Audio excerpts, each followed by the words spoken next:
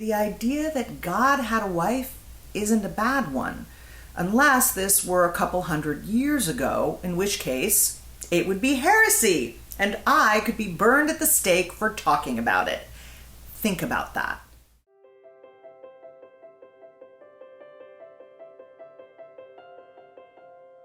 Learn the ways of the goddess and accomplish much more with so much less effort.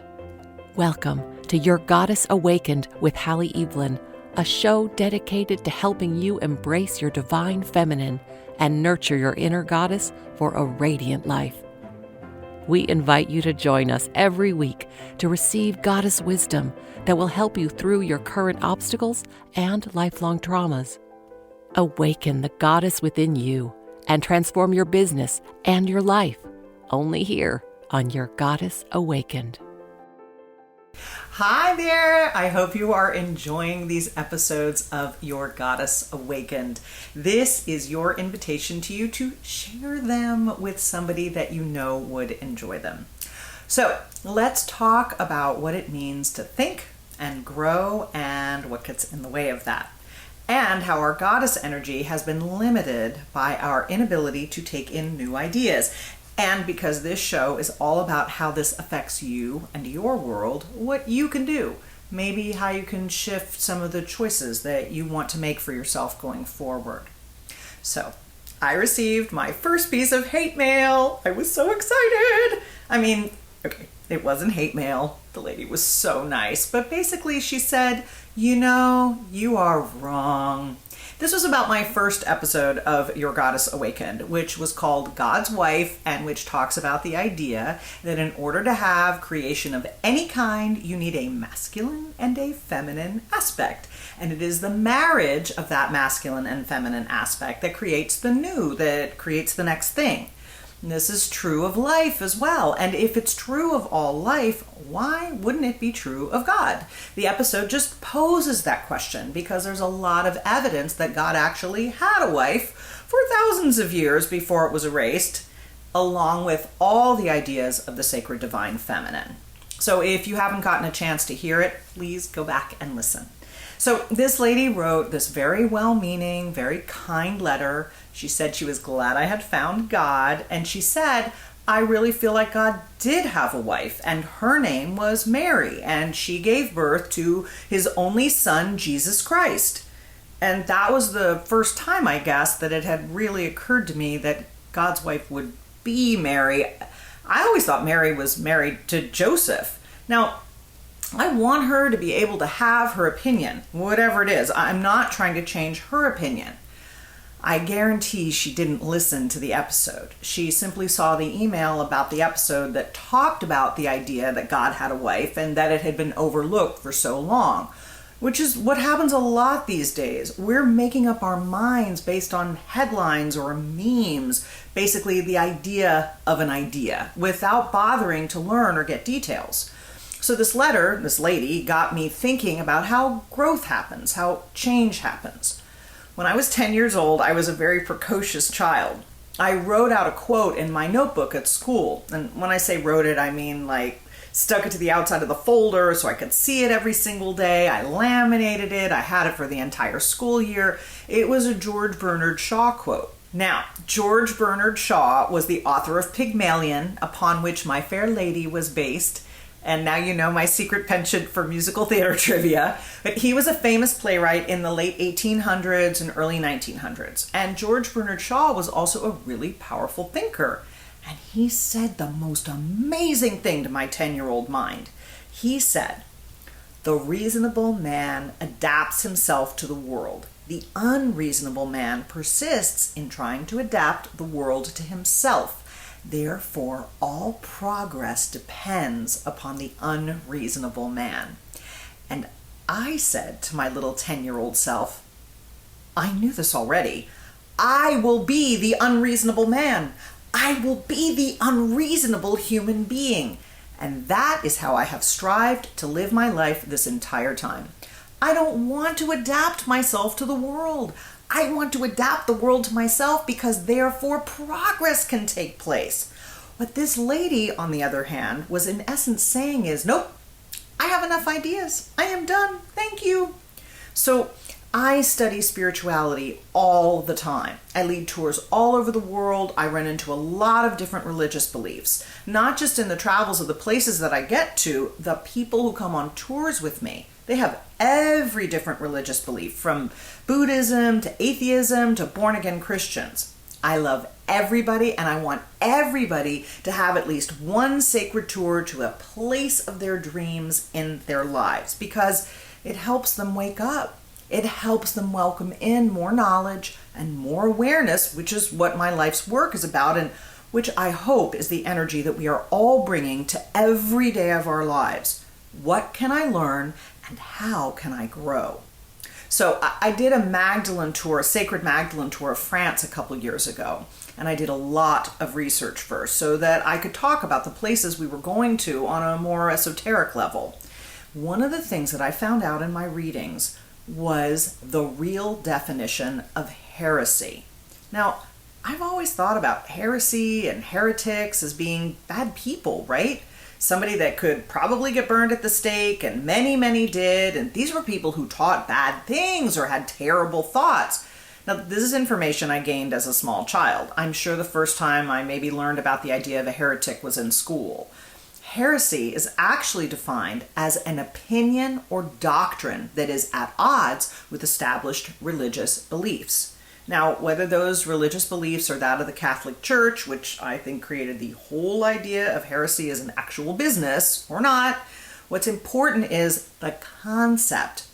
At odds with established religious beliefs. At odds, in other words, with something that maybe we would believe for ourselves that wasn't true in the world, or maybe something we would believe that was new, information, evolution.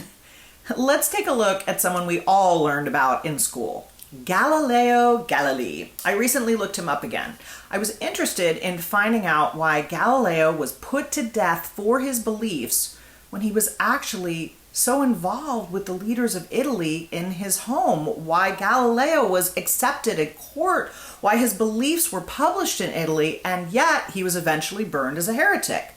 Well, guess what? I found out he wasn't. He actually died of old age under house arrest, but he did spend the last 3 years of his life under house arrest because while he had at one point convinced the Catholic Church that though he didn't believe the earth revolved around the sun, he could still discuss it. That's how he got away with his theories the first time, but they shut him down toward the end of his life. Church doctrine said the sun revolved around the earth, which was what people all believed at that time. They thought the earth was flat, that there were monsters on the edge. You shouldn't sail too close to the edge because you could fall off. Galileo was arrested, he was prosecuted, he was convicted, and he was almost killed for having a new idea, a new thought, an idea that did not go along with current beliefs. I am so blessed that I get to lead tours there all over the world. I get to spend time in all of the temples in Egypt. I get to spend time in the King's Chamber of the Great Pyramid and go stand between the paws of the Sphinx. I've done a lot of research myself visually while I'm in Egypt. I've read a ton of information about the Sphinx, actually about all the Egyptian temples. What I love, and I will make sure this gets posted in our reading list for you as well, is the work of Graham Hancock. Because Graham Hancock came along, and as a journalist, because that's his background, that's his training, he just said, let's find out what are the facts. He found out that a lot of what had been taught about the Sphinx was not accurate. Now, when I say not accurate, I mean not geologically accurate. And an old friend who has now passed, John Anthony West, did some other powerful research. John was in a pretty regular battle with Zahi Hawass, who's the guy that was in charge of the antiquities for a really long time and is still like the face of Egyptian archaeological finds today. He's the guy with the Indiana Jones hat you always see miraculously opening a tomb just when the news crews are there. And of course, he doesn't do any of the actual work. But Zahi calls everybody that believes something other than the Egyptian slaves built the pyramids, pyramidians. According to written history, there's nothing in Egypt that's older than 4000 BC because, let's face it, we were only hunter-gatherers 2000 years prior to that. Zahi says, oh, if you don't believe what I believe, you're a pyramidiot. I am officially a pyramidiot. By the way, I just want you all to know that. Okay, so John West got a guy named Robert Schoch, who is a geologist at Boston University, to come over and do some geological tests on the space of the Sphinx enclosure. And he came over to get a free trip to Egypt and to disprove us pyramidians once and for all. Well, Robert comes to Egypt and he says, listen, I really want to be on your side, Zahi, but the geological facts are not showing me what I want to tell you. They are showing me that the pyramidians are right. And actually, he's now devoted much of his life to this work, and Robert also leads trips to Egypt. Sometimes we run into each other. He is a lovely man. And again, a geologist, right? No agenda, but wanting facts. Graham Hancock, a journalist. No agenda, but wanting facts, craving those facts. And what the facts say is that the erosion on the Sphinx enclosure and on the Sphinx itself is water erosion and not wind erosion. And it's really straightforward.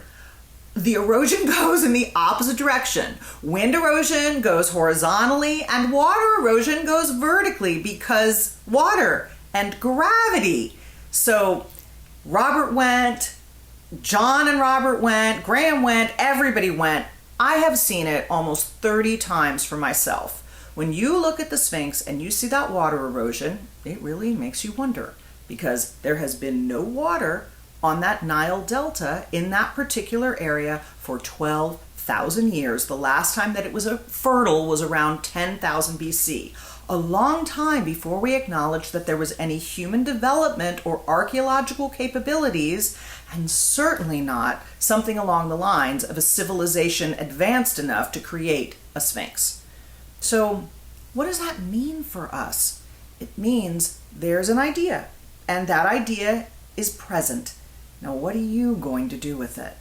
Because the idea that God had a wife isn't a bad one, unless this were a couple hundred years ago, in which case it would be heresy, and I could be burned at the stake for talking about it. Think about that. Think about the cost, especially to women, of having new ideas, thinking for themselves, having a belief in something that was not considered the norm. And yet, think about George Bernard Shaw. Without it, what have we got? There's no progress except for the unreasonable human, the unreasonable woman. I am an unreasonable woman because I want to see growth and progress in my evolution, in my consciousness, in my awareness, in my own ability to recognize and accept my power. So for you, the question becomes, what is it that you would like to accept for yourself? What are you willing to settle for? What ideas are in front of you that you have never questioned? What ideas are you settling for? Because you're not sure if it's okay to have them. You're not sure if it's okay to believe them. Start asking yourself more of those questions. What am I willing to settle for? And what am I no longer willing to settle for? And enjoy the answers. Enjoy becoming unreasonable so that you can grow even more. I hope you've enjoyed this episode of Your Goddess Awakened, and I will see you next time. Blessings. You have just listened to another enlightening and transforming episode of Your Goddess Awakened with Hallie Evelyn. We hope you enjoyed your time with us and join us again next time so you can continue your journey towards a full transformation. For additional resources and to learn more about working with Hallie Evelyn, visit HallieEvelyn.com. Receive more, do less, and love your life. Only here on Your Goddess Awakened.